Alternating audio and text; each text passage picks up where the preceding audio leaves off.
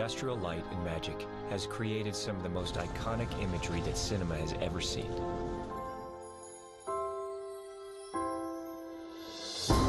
For the past 35 years, they have transported us to worlds beyond the reaches of our imagination. Their pioneering and breathtaking visual effects have transformed the way we see movies. We're all jaded when we go to movies. I mean, we watch all kinds of stuff that we aren't supposed to be looking for. We're looking for the seams, we're looking for the cracks. But, you know, when they make you forget all that and pull you into the magic that is the story, then they've succeeded. Through their masterful blend of art and technology, they have revolutionized movie making and helped to define popular culture. From the sublime to the ridiculous, from E.T. to the amazing work they did on Transformers. ILM loves to find different ways of telling stories visually. They've made us wonder, they've made us marvel, they've made us believe. It's wonderful to know that the tools are there to really begin to get what's in here, you know, out there into the world. And ILM has been leading the charge in that quest since it began.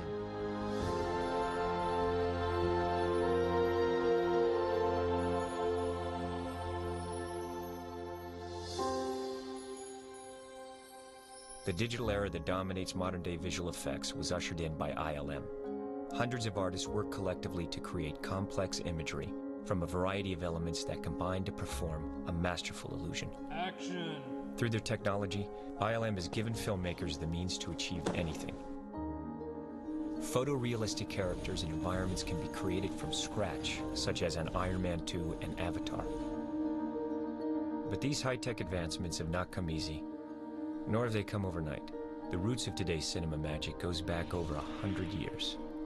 But the revolution of modern visual effects began with a story in a galaxy far, far away. Industrial Light and Magic was formed in 1975 to realize the complicated special effects challenges for a new film called Star Wars, a space adventure dreamed up by a young filmmaker, George Lucas. His vision was unlike anything Hollywood had heard before. With Star Wars, I want to do an action picture. I want to do something where I can pan with the spaceships. I want to do it where there are really short cuts. There's a lot of rhythm, a lot of pace, a lot of movement on the screen. I want it to be very, very cinematic. And at that point in time, that was impossible. You just could not do that with special effects. So when the studio said, well, how are you going to do this? I said, don't worry, we'll figure it out. You know, I got to, you know, but I had no idea what I was going to do. At the time, the special effects departments at the major studios were all but gone. So George Lucas was able to buy up old equipment for pennies on the dollar and set up ILM in a Van Nuys, California warehouse. With 20th Century Fox on board, George Lucas and producer Gary Kurtz enlisted photographic effects expert John Dykstra to lead the effort. Dykstra brought together a ragtag group of college students, artists, and engineers whose mixed skills in photography, model making, and mechanics would set the stage for the fantastical space saga. Creating ILM to do the work for Star Wars was like gambling high odds bets. We knew we were taking a huge number of risks. We were incredibly naive to think that we were going to be successful in doing that. And we were incredibly fortunate that George and even Fox, in its own way, were willing to back us. When I read the script, I was just saying, my God, what is this movie?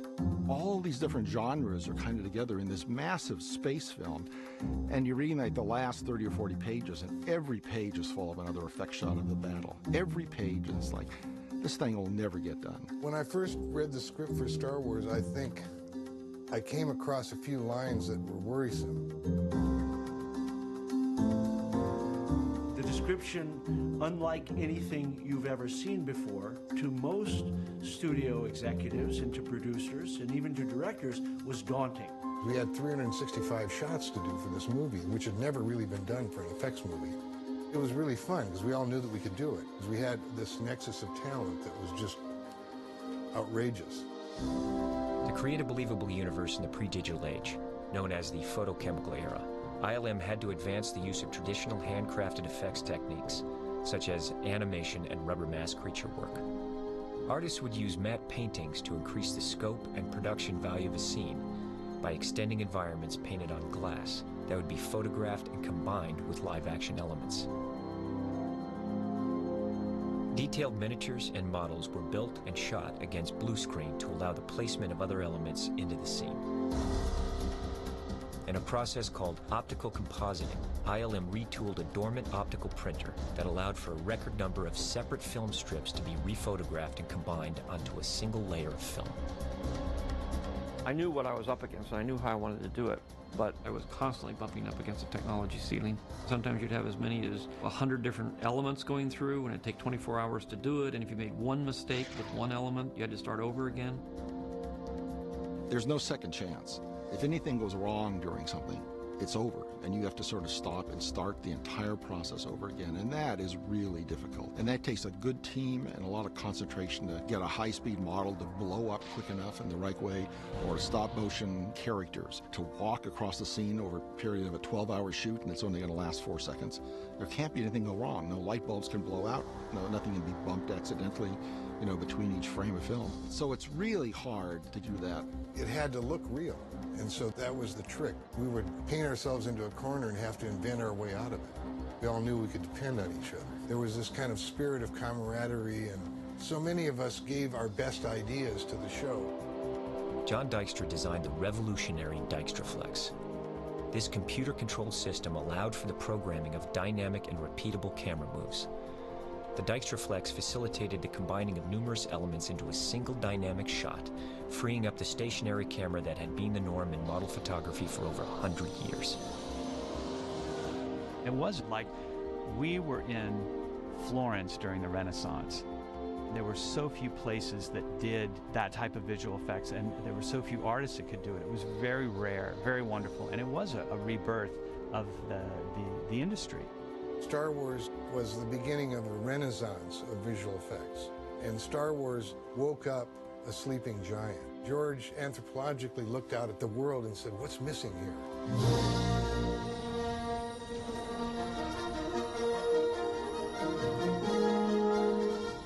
First day that I saw Star Wars, I was one of those people, along with my wife Cheryl, that saw it and immediately went back and got into the 2-hour line again to see it right away. And we saw it twice on the first day, and it was just this transformative, mind-blowing cinematic experience. And I called George, and he said, well, unfortunately, we only got maybe 30–40% of what I really wanted there. I'll never forget seeing Star Wars for the first time. I was in film school, and it was like, I was there on opening weekend at the Chinese theater, standing in line for 6 hours, and the way that film entertained an audience was unlike any film in history. To the world-famous Chinese theater come the stars of the biggest box office success in motion picture history. I think the success of Star Wars opened the doors for a whole series of genres of film that hadn't been done before because people simply couldn't figure out how to make the images. ILM was born out of sort of a rebirth of the beginning of cinema, which is to say, it's all a trick, and we're in the business of, we're the tricksters.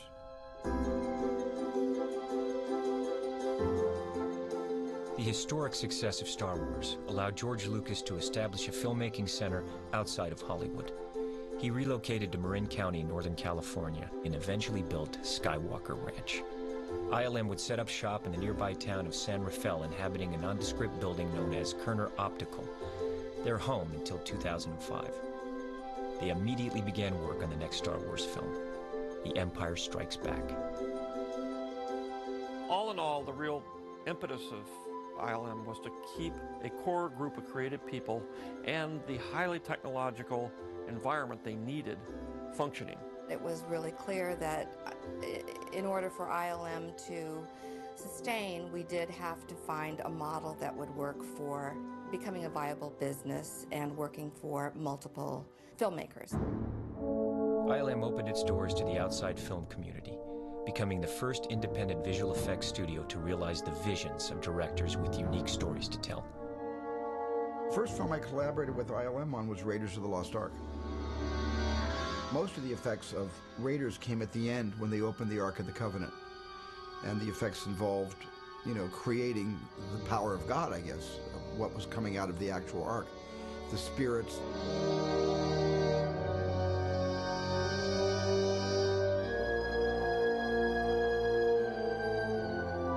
There were a lot of challenges posed. I mean, I wanted the scene where the one bad Nazi's face kind of implodes, and where Tote's head melts, and where Belloq's head explodes. I didn't know how to do this, and I just left it to these guys that had done Star Wars. I figured, well, if they could do Star Wars, they could certainly melt a head. And they did figure out how to melt this wax head they built. It was kind of genius.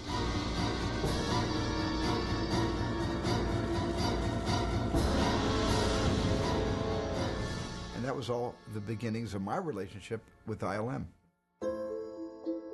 While ILM continued to push the boundaries of photochemical effects, George Lucas could see the potential for an entirely new way of creating cinema magic. In the same way George had so much vision about marrying computers to cameras and optical printers, he felt that there were probably ways to create all of the kinds of things he did in Star Wars in the computer.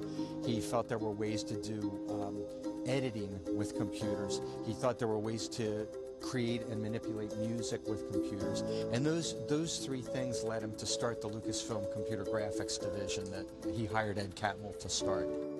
I was asked to bring in technologists and computer scientists and wizards of various sorts to bring this into this industry. Among PhD student Ed Catmull's early advancements in computer technology was the ability to create smooth curved surfaces and wrap textures around them. This was a pioneering leap in the rudimentary world of computer graphics, known as CG. I think their charter was to make a system that might be able to make images, ultimately images onto film that looked photoreal.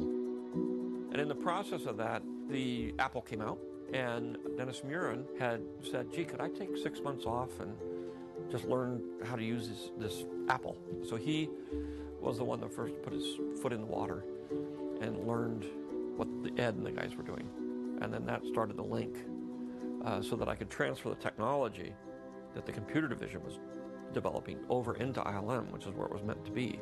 It was a very risky thing, certainly, for George to fund this, and also very visionary because it all really did pay off.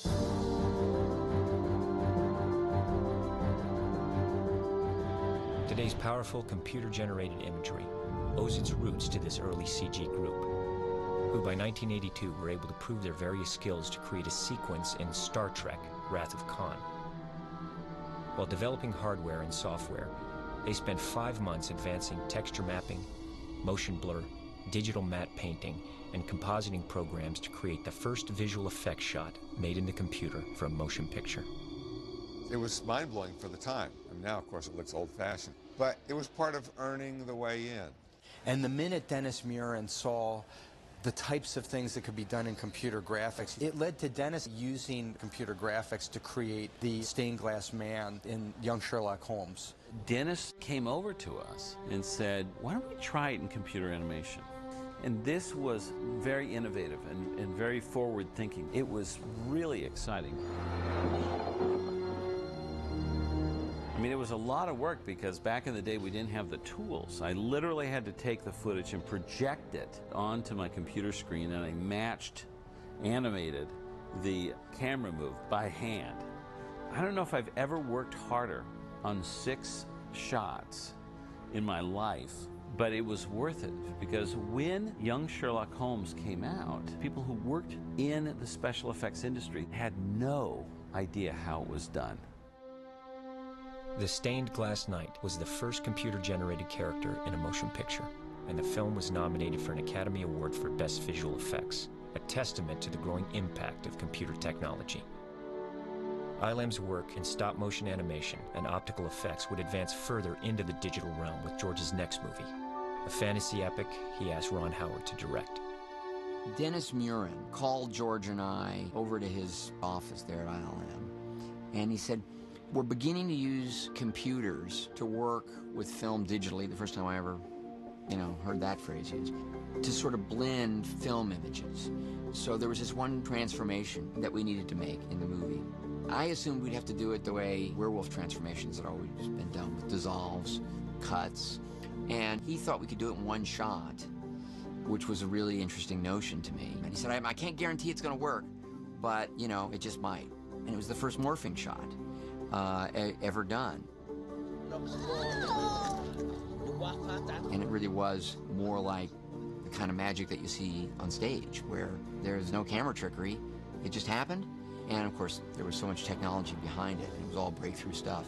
That was amazing for me. By the late 1980s, the computer was threatening the analog ways of old. The Lucasfilm Computer Group had developed an astounding array of tools that remain today's industry standard.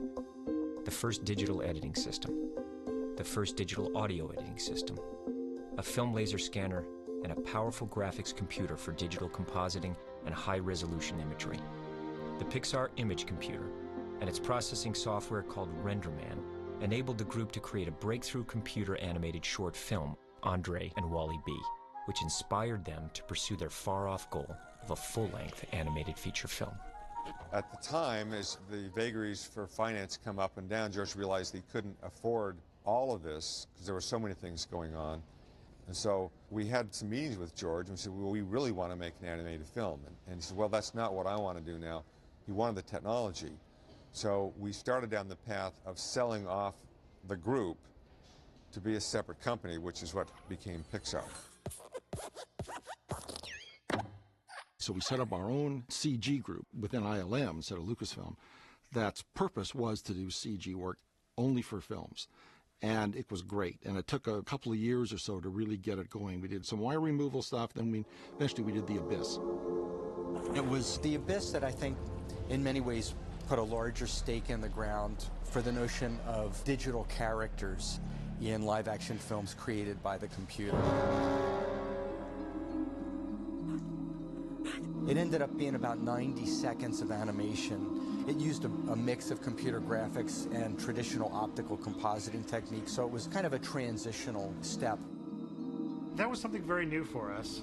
There were not a lot of established procedures for doing any of this work at the time, so we just dove into it and we were making it up as we went along. It was just so exciting to be able to see that what had been a promise for so long and so difficult to do because nobody had ever done it before. The tools were now in place, the software was in place, the hardware was sort of in place. It was a matter of applying them. What happened after The Abyss came out was a number of projects that had been sort of circling, needing effects that couldn't have been accomplished before really started to rise up. One of them came out as a direct result of The Abyss, which was Terminator 2. After Jim Cameron felt that we'd successfully created what he wanted for The Abyss with CG animation, he then created a character in Terminator 2 that had to be done in computer graphics. I think that was the real breakthrough film also for CG. We did all our work with digital compositing for the first time. There's no sign of any sort of matte line around anything or any grain mismatching that used to tip people off to an effect shot. It looked like it was right in the scene. So we've got 52 shots in it, and most of the people I don't think had any idea how we did that work. In order to create the shape-shifting T-1000 Terminator, ILM employed a revolutionary laser scanning process to capture Robert Patrick's form and expressions that would enable them to animate and model a realistic computer version of the actor. It was a lot of breakthroughs that we had to do to get that show done, to get the CG to work, all the reflection maps on it, and not have it just rip its geometry apart, and being able to pan the computer camera to match the background live action camera, so we can follow the guy's feet as he's walking across the checkerboard floor, and up from that grows this head. And that was really, really tough stuff to do. You know, it was on the cutting edge. So everybody in this industry is saying, wow, everything's changing now. So then there's this general awareness that the technology is coming into this industry. So with that film, it made the awareness that something big is coming.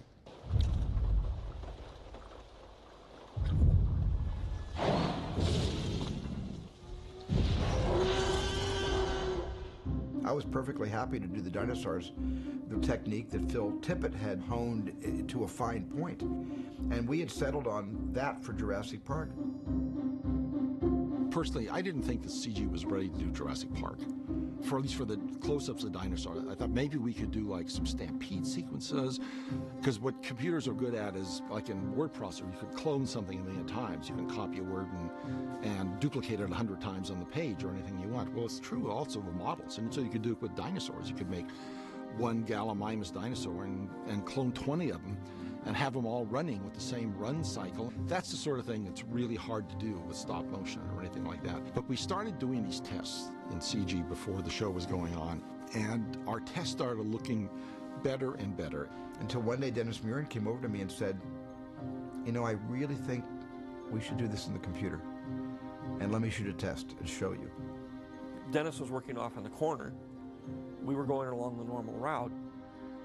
Dennis then got the audience with Stephen, and part of it is to convince Stephen, and part of it was me saying, we can do this, I will guarantee it, it'll be fabulous.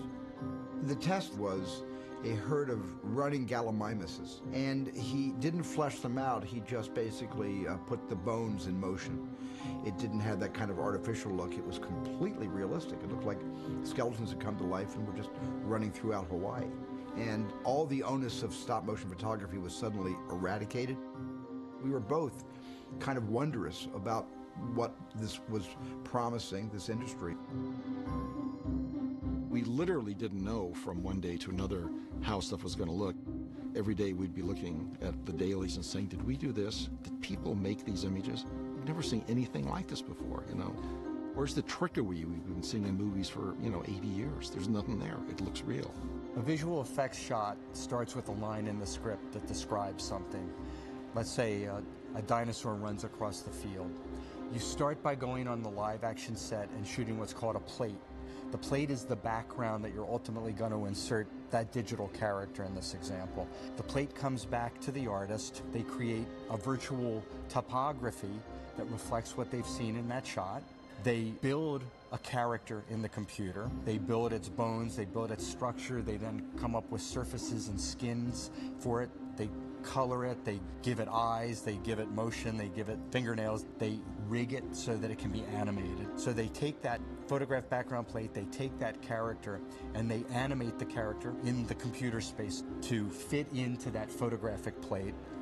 When that's done to the director's satisfaction, they actually composite it into the scene. Once it's composited into the scene, it is filmed out of the computer and cut into the film, and hopefully everybody loves it in the movie house.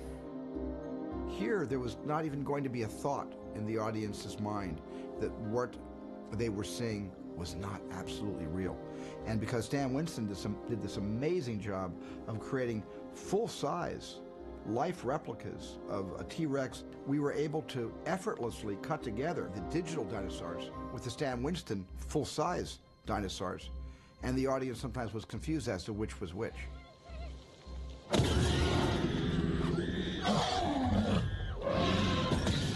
The major breakthrough really was when Steve bought off on the idea of making that leap from analog to digital. And that really is what changed everything. Once we did those dinosaurs, I saw that we had unlimited possibilities. From the point of view of the industry, the turning point was Jurassic Park.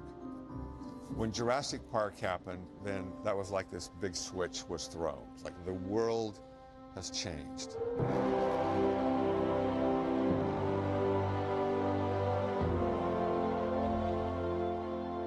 It started a kind of revolution and an evolution that began to move faster than the speed of light. It's a dinosaur.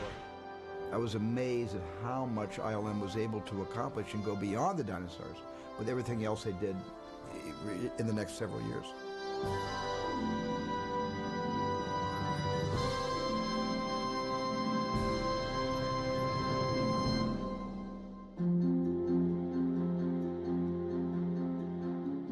Transferring the culture from an analog culture to a digital culture was huge.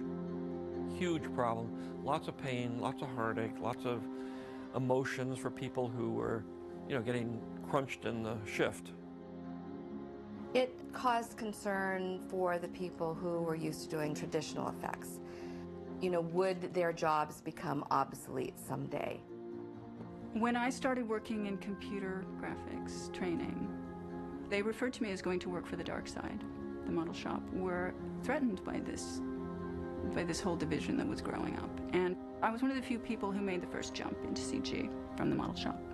Since then, been many, and we've all been, on the whole, been very successful. But at first, it was not considered to be loyal to the shop. I had an interesting experience where we'd had a shot in the movie that was just really bad. It was an optical composite, and we redid that comp with some frustration, and people didn't want to do it, with digital, with Photoshop, and it's like night and day. So I showed this to one of the old-timer optical guys who had done it the first time, showed him both versions, and I said, which one do you like? Because I wanted to bring him into the digital world, and he picked the old one. And I thought, what the heck are you seeing? What's going on? And I realized then there was a problem here. You know, there's fear going on, denial is going on, but he ended up being one of our best digital compers once he came over to it and saw what he could do. Right around the same time, Bob Zemeckis did Forrest Gump, and Forrest Gump had a similar importance in terms of changing the industry. What Jurassic Park did in terms of big in-your-face visual effects, big characters, bringing fantasy and sci-fi to the foreground, Forrest Gump did in exactly the opposite and understated way. Invisible effects, doing things that you couldn't do before, changing people's performances by changing the way their lips moved, changing the skies in pictures to create a different mood. All kinds of little things that, had you been able to photograph it that way originally, you would have, but you couldn't, so you manipulated everything to enhance the storytelling. At one point in Forrest Gump, he's playing ping pong, and he's playing at this phenomenal speed. You might ask, how did Tom Hanks learn how to play ping pong? Well, the answer is, of course, he doesn't. He's just moving the paddle, and somebody's putting the ball in, and it's used with Rennerman. So it's this simple little thing, but what it meant was a story point would go into a movie and the audience doesn't know or care about it.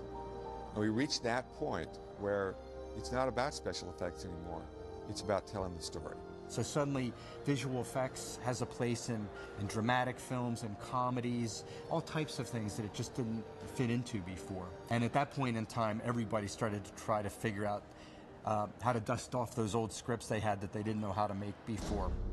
As ILM approached their 100th movie, they would be challenged with the next level of realism. It was the beginning of kind of working with CG creatures. Because I remember at one point there's a wall blew open and then a guy came through. He's the rhino. Okay. And I said, run away from the rhino. And that was the beginning of kind of, okay, imagine now that's the rhino, the one on the right is an elephant. Phil is the hippopotamus. Okay, good. Okay, I got it. Let's do this. Run! It's a stampede! Basically, it's just fight or flight. Most of the time, you're just running. It's not a creature that's, having a dialogue. It's nothing that's talking to you. It's basically chasing you or confronting you or running from you, or you're both in a state of fear. I was amazed by all the larger creatures were insanely beautiful. And I found out that they had taken some of the programs from Jurassic Park and applied them to elephants and rhinos. And they're working you through going, you can't go there, you have to look over there. And they're going, literally, this area is a no-go. Especially if you're thinking, well, can I run over there? No. Why? That's a pit. Okay, cool. It's a twister! It's a twister!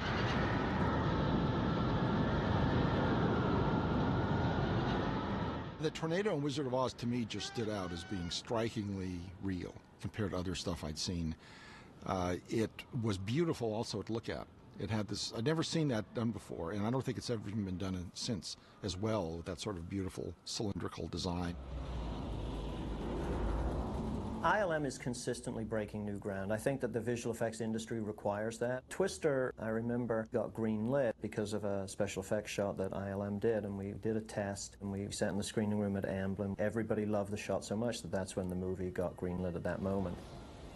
When we started working on Twister, we were dealing with really organic materials, things like dust and debris and tornadoes and water, and those things hadn't been solved, and creating those elements in the digital world was extremely difficult. We had to develop our own particle system, and a way of rendering the particles was realistic. In doing anything photoreal, you need to look at the real world around you to see how light bounces off of things or illuminates us, or how cloth bends, and how people move and animals move. ILM's stock in trade is photorealism, that we make stuff that you can really believe is real. A lot of painters and a lot of the modelers tend to either fall into what we call the hard surface camp, which are things like planes, spaceships, hardware, and then you've got your organic creature type stuff. What helps me is to go back to real things, to study nature, to see how a feather functions, how it's actually constructed so brilliantly. And if I can take some of that enthusiasm and curiosity, I can bring that into my work. To create the reality, the visual effects supervisors lead an army of production managers, artists, and technicians to realize the most complicated imagery, on time and on budget. The starting point begins with the Ilm Art Department. The concept artists in the art department in general are sort of the front end group, or the spearhead, to get everybody on the same page, a starting point. In a lot of cases at ILM, they'll be designing the effect sequences, or the creatures, or the environments of the world of our clients, the directors we work with. As often happens, directors ask ILM to create imagery that has never been done. The visual effects supervisor brings these challenges to ILM's research and development department. One of the great things about ILM is that you have an R&D department. I can go to them and say, you know what, I need controllable smoke. It just has to do this. And you've got a brilliant team of smart people that can say, okay, you know what, we're going to make a smoke system, and they come up with the goods. Everything that you see on the screen is meticulously assembled out of hundreds or thousands of different elements. And those are all there because an artist put them there. So much of it is about giving them tools to layer in greater and greater complexity, but always with the control that's necessary to give the director the images that he's after. On set, the visual effects supervisor is responsible for delivering the live-action elements to ILM's artists. When you're in principal photography and you have 350 people in the crew, and your day is costing about $250,000 a day, and there is a question and you need to answer that question, everybody turns to you and you have about 2 seconds to say exactly what you need these people to do, and then they do it. One of the things I love about this place is the ILM methodology. We try to create an atmosphere here where creative people are free to share their opinions about things. Somebody has a good idea about a shot, say it. And when people are honest about what they think, the work is better. There's amazing times when you're struggling with something. You may be working on it for days or even weeks, and everybody's thinking about how to solve a certain problem. And you really get a sense of a community art going on at that time, where it's all been worth it, and they've come together and contributed to something that's never been done. Nearing the dawn of the new millennium, George Lucas returned to ILM as a client with the daunting task of making 3 new Star Wars prequels. George had to wait to do the prequels because his vision was so grand and it was so big, and he wanted to do so much that he had to wait for the technology to catch up.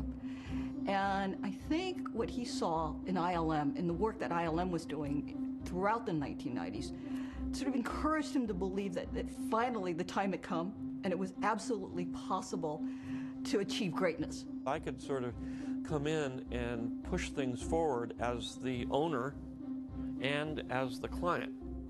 We're pushing the envelope in a few places, but the biggest issue is volume. It was just the amount of stuff. We were attempting a scale of visual effects that had never been done before. Over 90% of that movie has some sort of visual effect in it. We over doubled the size of our computer graphics department for that movie, as well as the potential change in culture of the company because we were growing so much. So there was the trepidation of, wow, have we bitten off more than we can chew, and can we do this? It's not just that we have to do it for this picture, we have to do it for 2 more pictures, and also if this picture works, then everybody also wants it done for their picture. And what are we going to do? We had over 2,000 visual effects shots in it. There were so many aspects of what needed to be depicted that couldn't be done with the tools that we had at the time. It's painful, it's scary, and a lot of things, and you need somebody there to hold your hand and say, look, I'll take the blame. If this doesn't work, I take the blame. And that's why I've always done it on my own movies. Okay, so listen, I'm doing my damnedest to figure out, well, how do we even do a shot like this? And okay, well, these are the techniques I think they're going to be the most bang for the buck. And geez, well, you just have to be able to animate that in 2 weeks. We had very dense scenes with hundreds or thousands of characters in them. We had to do rigid body dynamics, cloth simulations, synthetic terrains.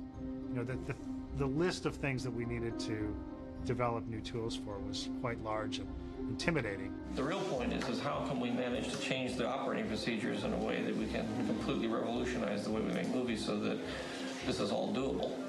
We'd have discussions back and forth in the beginning, you know, the supervisors and myself, and said, no, I want to do this and I want to do that. And they said, well, yeah. And sometimes I'd say, we're going to do it anyway.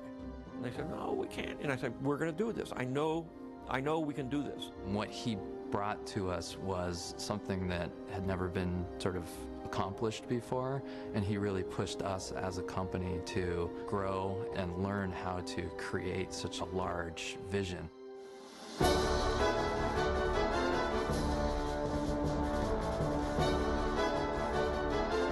You do a big, complicated show like that, you develop some confidence in the process of take big problems, you break them down into smaller problems, you break those smaller problems down into yet smaller problems until you get to a scale where it's tractable by a single person. And so when a new big project comes in with some kind of scary unknown aspect to it, you have to comfort yourself with the fact that, well, we've been doing this for a long time and this process works. It always works. When I was asked to paint Yoda as a computer-generated character, I really remembered what it was like for me when I first saw Yoda on that screen and what Frank Oz had done with him as a character. That was a real honor to be asked to work on him. To get Yoda's expression, to get his character, was terribly important that we get that right. The fear of loss is a path to the dark side. In the CG universe, performers were now challenged to act in virtual worlds with invisible characters unlike ever before. That was the time we created the Jar Jar Binks character. And a lot of people feel different ways about Jar Jar Binks, but the fact of the matter was you had a living, breathing character who was acting alongside the actors for a large portion of that film. And it really showed that you could have digital characters integrated with live-action people and make that work.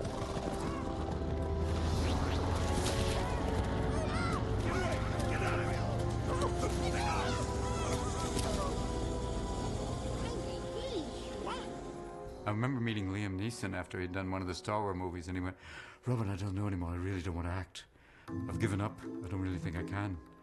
I think because I've just spent time looking at an X. I don't know what it's about anymore. Really, I've trained to do lots of amazing things, but now I've just been looking at an X for a long time. And if I saw him, I went, oh no, they've gotten poor Liam. Dear God, dear God. I would have liked to have worked with a Yoda character. That would have been fun. Because I've worked with the Muppets, and I can deal with the fact there's a guy under there going, I'll work with the puppet, I see you, it's okay. Syntax none have. The dark side clouds everything. Impossible to see. The future is. They would bring the puppet in so you could see it and get a visual of how tall he was or where he was going to be. And sometimes I had to walk with him and talk with him, which was kind of new too, because he usually didn't walk and talk. That was a whole bunch of new stuff that they were able to do with him. So I just had to pick a spot and kind of do it. I kind of like that. I'm an only child, so I played by myself a lot in my room. I made up stuff. And I'm used to fighting things that aren't there, talking to people that aren't there. It's perfect for me. So when actors complain about it, I just kind of look at them and go, raise your imagination. This is the perfect time to do what you want. I was very happy to know that I was part of something that was changing the way people were going to make, watch, and create film for the rest of the time. The Phantom Menace was released on May 19th, 1999. And became the highest-grossing Star Wars film of all. Its success paved the way for the next two films that were shot completely on digital high-definition cameras, showcasing the most extensive use of virtual characters and environments ever. George brought the original Star Wars universe back into popular culture in a whole new way. You're George Lucas! I take it you're here for the Star Wars convention. You're not. Oh my God, George Lucas! All of the films that Lucasfilm has made have become culturally significant in one way or another. And people have a very emotional connection to props and costumes and artwork because it's part of something much larger that really affected them. So when I walk around here, everything that I see fills me with memories of, you know, a movie that I watched, an experience that I had. It's pretty incredible to see all the costumes, and it was like nerd's paradise. All of a sudden I was 12, like, that's so cool.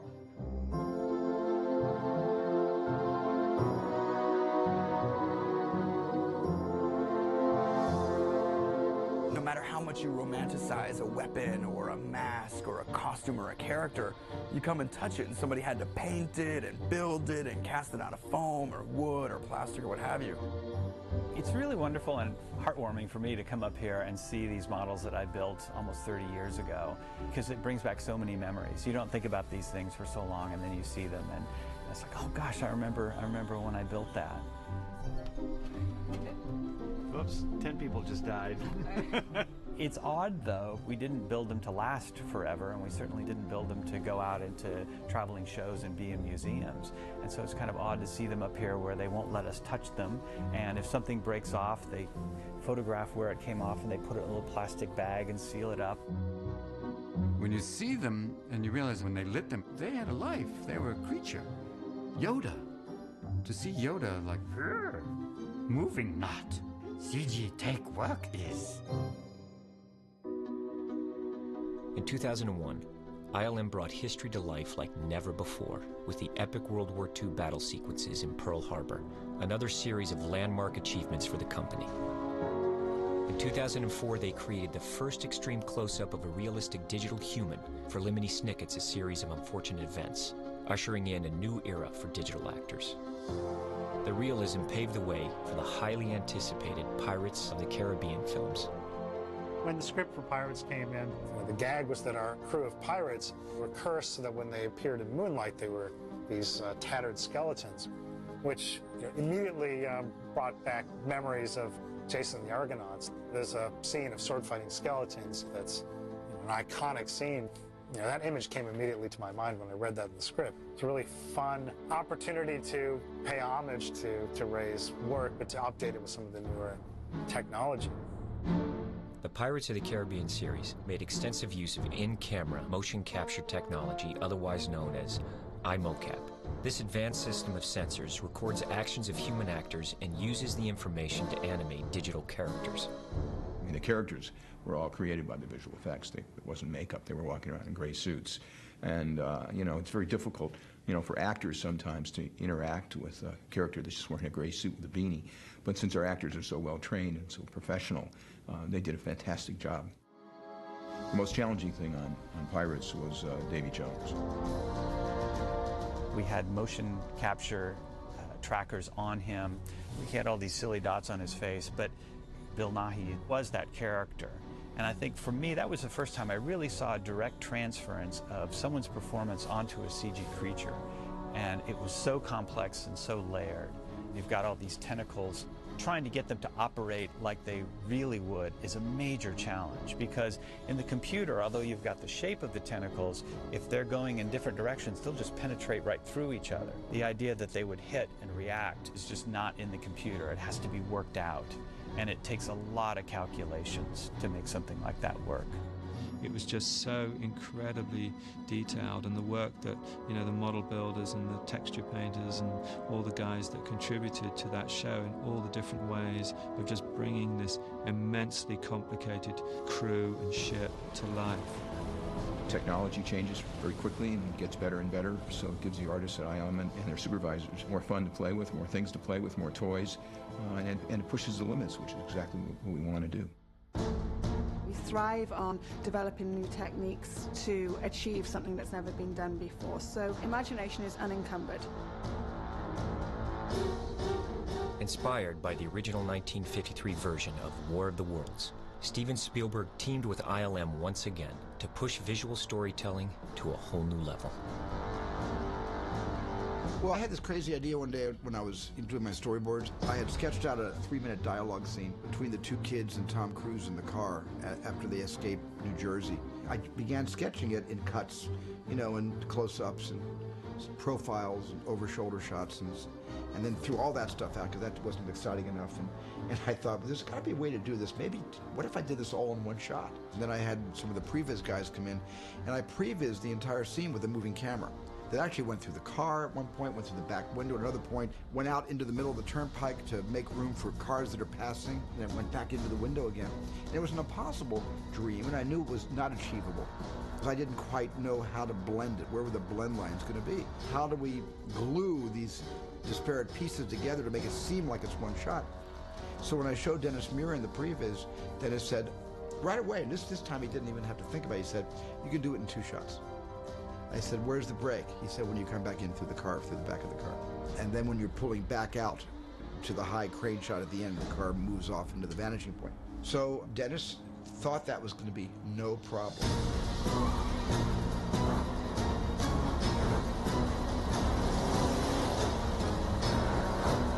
I don't think there's much clue that you're seeing an effect in those things because there's no camera cuts. It's done much more like documentary style. And that's got a really great sense of surprise when that happens. And it's much more realistic and immediate. And that's hard to do with any kind of effect.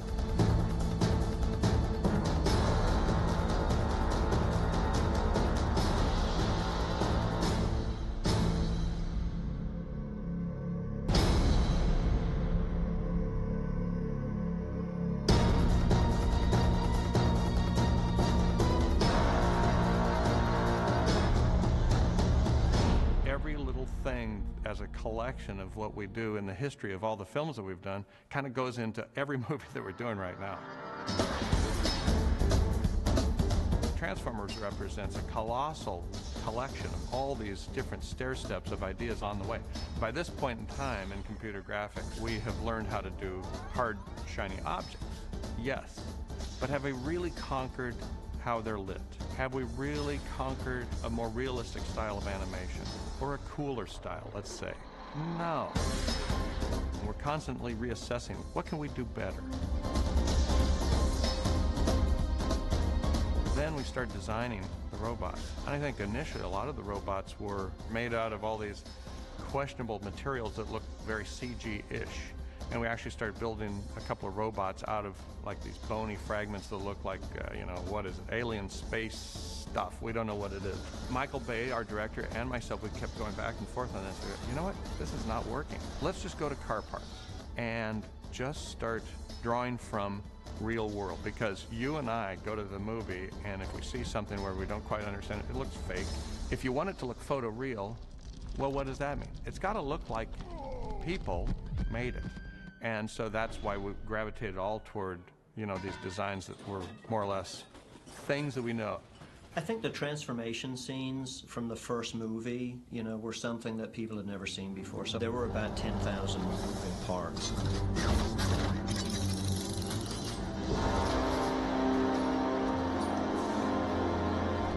All those pieces have to move and articulate with one another. Technology-wise, that stuff didn't exist before. So again, you know, it puts ILM on the leading edge of technology breakthrough.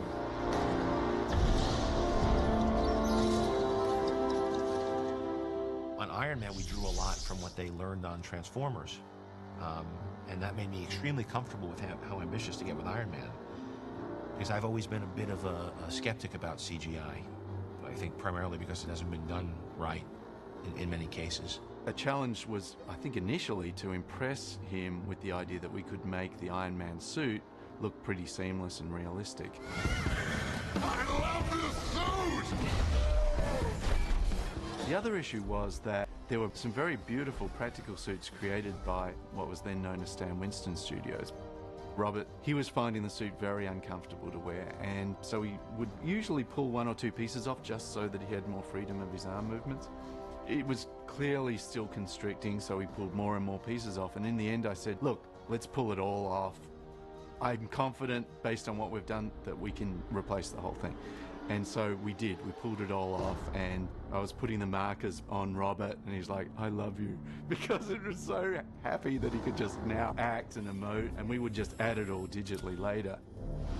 At one point in the process, I was giving notes on a shot, saying how I didn't believe a certain reflection. It looked fake to me. And that's when Ben Snow, who was the ILM supervisor, said, that's the real suit. So I was giving notes on the real suit, thinking it was the CGI suit. And that's when I knew that it crossed that line. And from that moment on, I realized that technology was a good one. It had passed the point where I could tell the difference. And then it became about how best to design the shots to make full use of what it could do well, and not to ask of those shots or that technology what it wasn't good at. So I think a lot of times now when you see bad CGI, it's because of poor planning on behalf of the filmmaker, as opposed to the artists that are working on it. And that's a big leap. That's a big change. And so now I think it's incumbent upon the filmmakers to learn more about CGI, because it's a tool that's here to stay.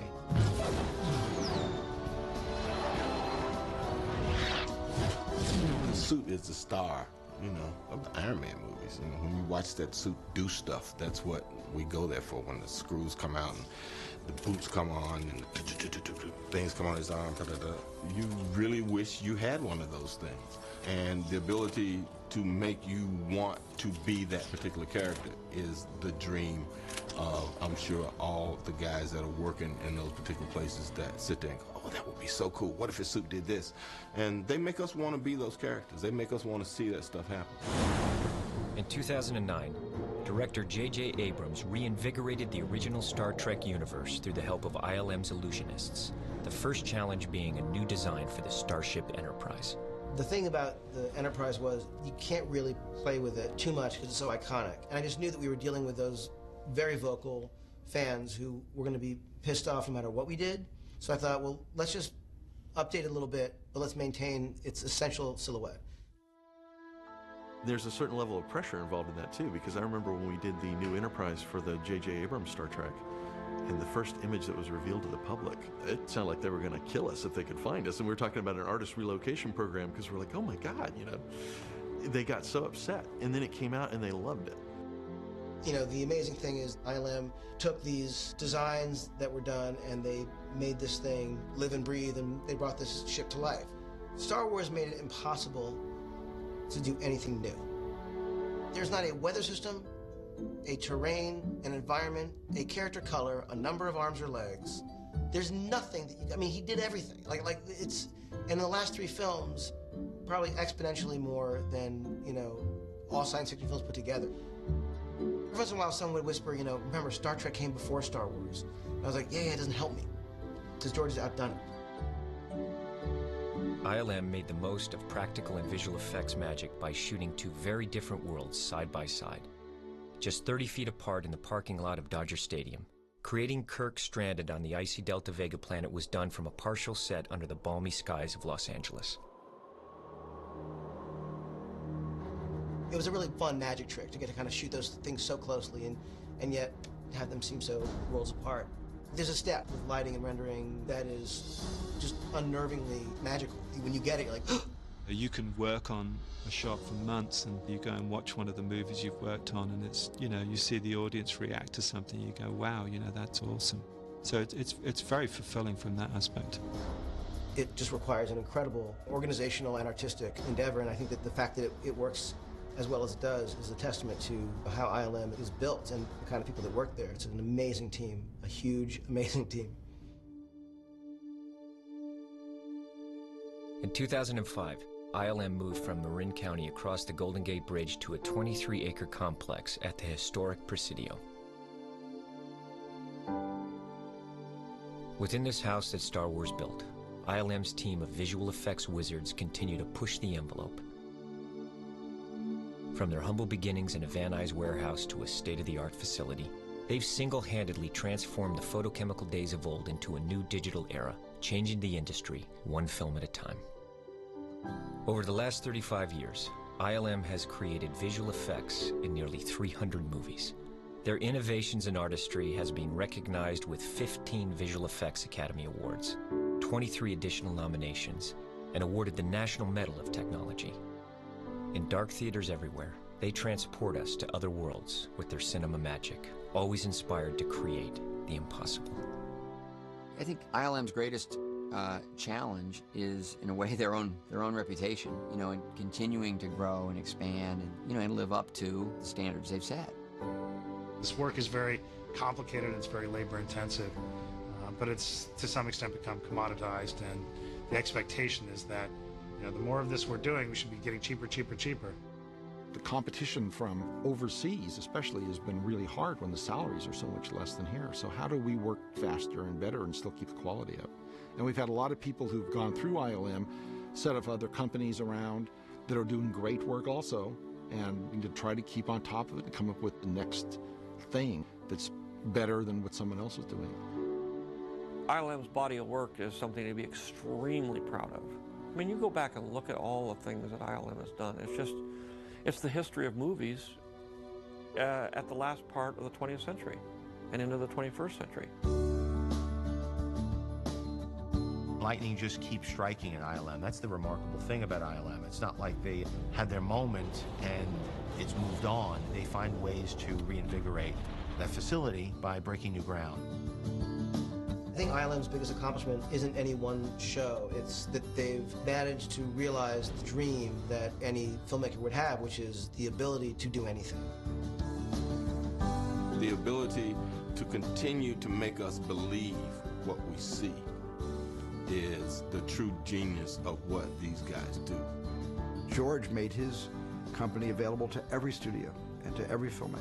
And in a sense, it was the first time that had ever happened before, where a company was formed for all of us to be able to achieve our impossible dreams.